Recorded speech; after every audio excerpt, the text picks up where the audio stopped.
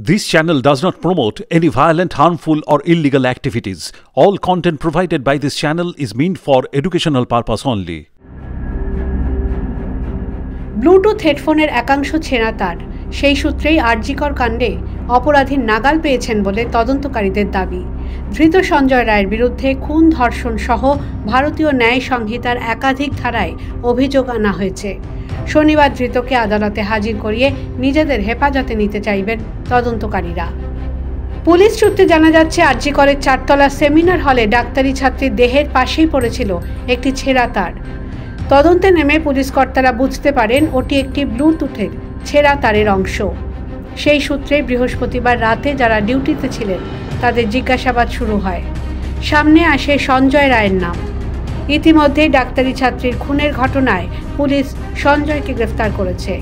পুলিশের দাবি, জেরায় অভিযুক্ত নিজের অভিযোগ স্বীকার করেছে। ঘটনায় আরও কেউ জড়িত থাকতে পারে বলেও পুলিশের একাংশের অনুমান। পুলিশ কর্তারা জানান, সমস্ত দিকই খতিয়ে দেখা হচ্ছে।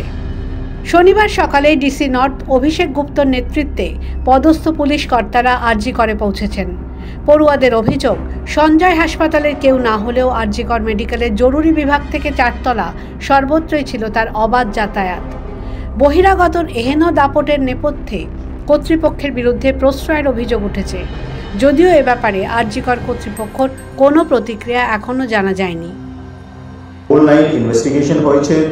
Immediately after the incident, we have analyzed all kind of evidences which we have found, including the CCTV which was present in the vicinity of the PO, and we have, on the basis of these evidences, আমরা একজনকে arrest করেছি এবং নানা রকম evidence ওখান থেকে collect করেছি ওদের এগেইনস্টে। ইনভেস্টিগেশন চলছে এবং আজকে ওকে প্রডিউস করা হবে কোর্টে। আমরা এই ইনসিডেন্টের জন্য we are extremely sad, anguished and angered. We are with the family members, doctors, and whatever needs to be done from our end, we are following a very transparent process of investigation. যদি ওরা ওদের কোনো কিছু demand থাকে family মেম্বার্সে, and as far as this thing is concerned, we are following a very, very transparent investigation here. And if there is any demand from the family that they want the investigation to be carried out by some other agency, from our side, there is absolutely no problem. RG Kar হাসপাতালের জরুরি বিভাগের 4তলা seminar hall থেকে শুক্রবার সকালে post graduate ছাত্রীর দেহ মেলে। খবর জানাজানি হতেই তুমুল উত্তেজনা ছড়ায় হাসপাতাল চত্বরে।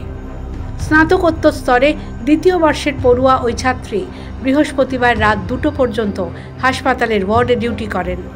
পরে কর্মরত আরও 2 জুনিয়র ডাক্তারের সঙ্গে রাতের খাওয়া সেরে পড়াশোনার জন্য সেমিনার হলে চলে যান। শুক্রবার সকাল থেকে আর খোঁজ মিলছিল না তার। পরে উদ্ধার হয় অর্ধনগ্ন দেহ। ময়নাতদন্তের রিপোর্ট এখনও প্রকাশ্যে না এলেও পুলিশের একটি সূত্রের দাবি, ডাক্তারি ছাত্রীর যৌনাঙ্গ সহ দেহের বিভিন্ন অংশে অন্তত 10টি আঘাতের চিহ্ন রয়েছে বলে প্রাথমিক রিপোর্টে পাওয়া গিয়েছে। The wall bureau.